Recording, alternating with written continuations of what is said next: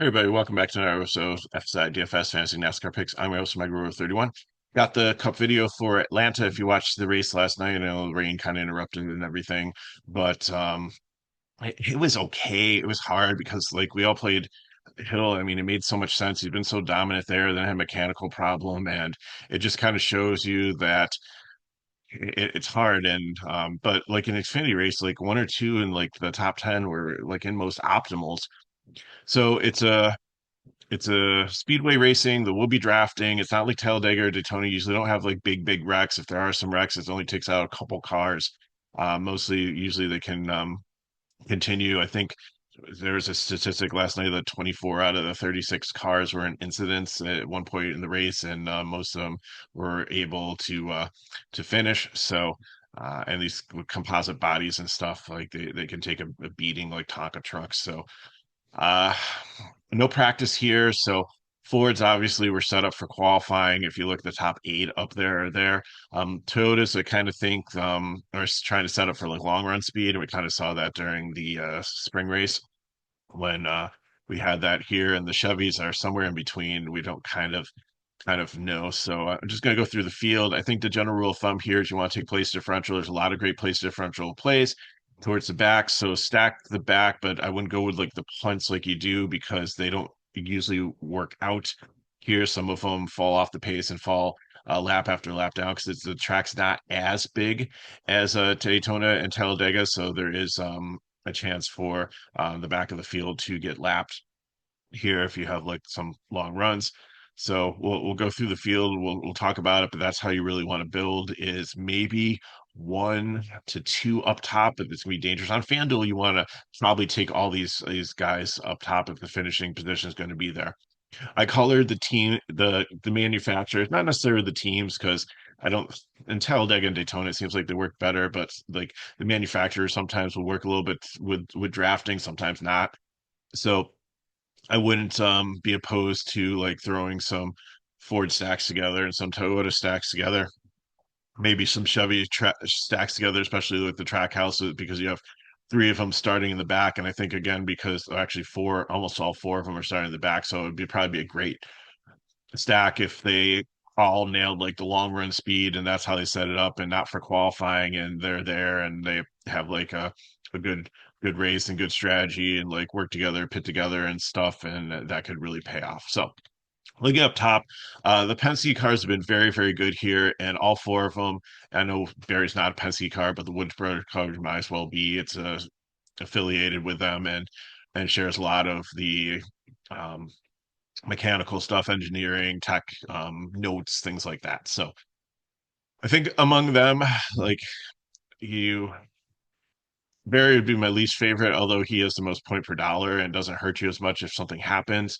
But I think especially on FanDuel, you probably want maybe two of these, maybe three of these in your lineup to to go with. And I think Logano and Blaney, just based on their success here at this track, are going to be highly owned. But I think all the rest of them will be kind of low owned. People will overlook Cindric, although he's been doing really well recently and has had speed here. And Barry probably could have potentially won this if he didn't get into a late race incident last time out. So I'm not saying any of these are a priority, but I'm saying like if you're doing a 20 max, you might want to kind of mix each one of these top four in your uh your pool as the potential race winner to get the finishing position. And again, you're not going to really have there's going to be a lot of like back and forth here. Fast laps will be spread throughout the whole field for that. And it's the way speedways work, and it's kind of like jockeying for like a horse race where you like the horses look back and forth, like are the two different lines are like sharing. So it's like seldom somebody goes out here and completely like dominates and like runs the whole race and up front to get those points. They help, but they're not as necessary as they are like on a short track where you have like 400 laps, and if somebody leads like 250 of them, you need to have that dominating driver or your day's over. Priest is up here with the boards, but I think he's a fade. I think he's going to fall backwards. Keselowski, I'm going to keep him as an upside dominator. I think he can kind of hang with these and work with the Penske ones who used to be a Penske driver. but the rest of them are not super. Zane Smith just seems to qualify too far forward. I think like he qualified like 11th and finished like 13th in Atlanta, so he was able to hold his own last time, but he didn't have enough points to with all the place differential ones that you had in the lineup to be able to be optimal or even help you cash. I think like Larson started like 17th and he was the lowest or the highest like starting driver in the last optimal race to be there. Everybody else was down in like the 20s or so. So Custer, they've had more speed recently, but I just don't feel like it's been there. So Priest, Custer, Smith, no. Dependency cars and Keselowski, yes, mix them in your lineup in 20 max. Bowman starting a little bit far forward here. I just don't feel he has the floor. I usually say that. I usually say he's one of my favorite cash plays. He's the blue collar guy. 7,400 is a great price, but with all the place differential ones in the a little bit cheaper in the 6K range, like Zilich and Stenhouse and McDowell. I just can't do it here. Briscoe, I mean, he has the win now. Maybe his Toyota was set up more for qualifying than for long run, like some of the other ones that didn't qualify as well. He can take more chances now because he has that win and should be locked into the playoffs to go for the win, change pit strategy, things like that. But I think that he's more of a GPP play here. Larson, I'll put as an upside dominator. He's been okay, but like I just don't feel like Atlanta's his track. Uh, Obviously he did well and was in the optimal starting 17th and having a solid finish in the spring race, but I just don't feel like he's a solid cash play here starting this far forward with so many other great place differential plays. Dylan, I usually like on tracks like here, but like in the 6K range, like say if you're paying just a couple $100 more, you could have Eric Jones or Gregson, or even if you drop down more like Shane Van Gisbergen. It's just I just think he's priced nicely, but FanDuel potentially, yeah, if you need like a value play that could get a good finishing position, but DK, I can't do it. Um, Busher, same thing. He just hasn't had like the speed at Atlanta, so GPP for me. Ty Dillon, like usually good at speedway tracks, but starting like $100 more. Shane Van Gisbergen by far is a better, safer play for cash. Potentially 21 like place differential points differentiation there. You just can't play Dylan. Chase Elliott home track does really well here.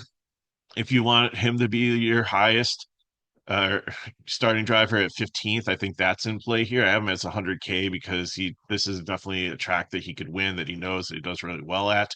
I think the home crowd kind of helps. So definitely going to be playing some Chase Elliott. Don't know if in cash, but definitely be one of the first ones in the GPP lineup, if not in the 100K lineup for me. Gibbs and Gillian, again, they're okay. Gibbs and the Toyota crew, we'll have to see, kind of qualify better than the other ones, but not by much.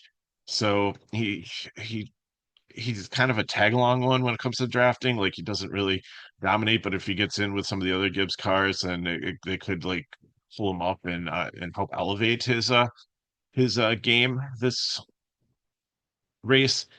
But I can't feel confident playing him in cash, especially when $200 less I could have McDowell or $400 Zilich or $100 less have Stenhouse in this price range. It just doesn't make sense. Same thing with Gillian at 65. Um, Jones or Gregson, if I look at them, are much better plays. Byron, I have as a cash play here. He's run really well at Atlanta, drafting tracks up there. I don't know how all the Chevys are going to be.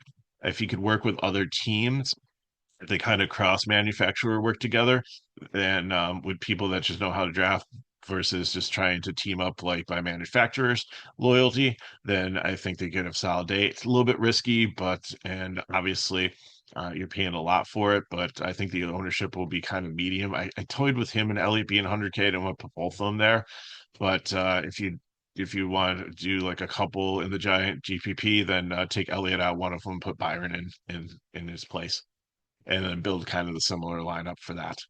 Nemechek starting too far forward here, GPP. Herbst is good at drafting track. The 20s, now we're starting to talk like where we want our cash plays to begin. And Toyota, I think that price out for the long run should be decent here. I could play him as cash. I think it'll be probably low owned. Elmedinger, I think, will be very popular. Colleagues' cars have done well on speedways and understands it. And I think he'll be solid. Haley, GPP, I mean, LaJoy almost won in this car at Atlanta last season. So I think there's a I mean, it's a different team, but the in the seven car, I think like a lot of the principles are the same. But GPP again, ever since he switched crew chiefs, he just hasn't been the same. So I think they're still trying to find themselves. So GPP for me.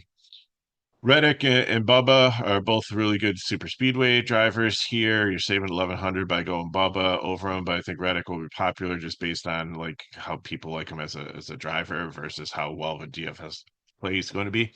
So I think both of them are in play for cash. Corey LaJoy, just I don't like the car. I don't like the season, but I do remember like the magical run that he did have here where he had like such a solid day until I think he blew a tire and got wrecked or something like that happened. It was tragic. I think we are all cheering for him to. He was just out there dominating to get his first win, and it just didn't happen. I think he still had a solid day, but we've seen some sparks in the pan here, so I think he's definitely a perfect play for your 100K GPP. I think he'll have medium ownership based on people remembering back to that, but if they're looking at the current form, then it's definitely going to be medium over high. Um, Eric Jones has been very good on speedways.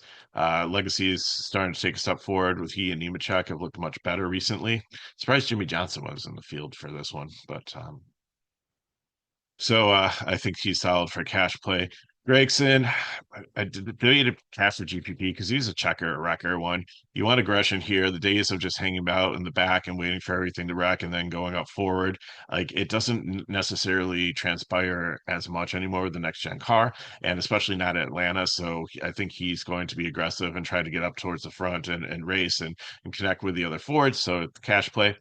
Now I'm going to put as a prime play. He's playing with house money. He's got many wins, can do so many different things. Struggled a little bit at Atlanta, but I think, again, these Toyotas are set up for long run speed. I think he and Hamlin and Wallace and Reddick and maybe Briscoe will get together and work together. And I think he'll have a solid results. And I love the place differential at 28th.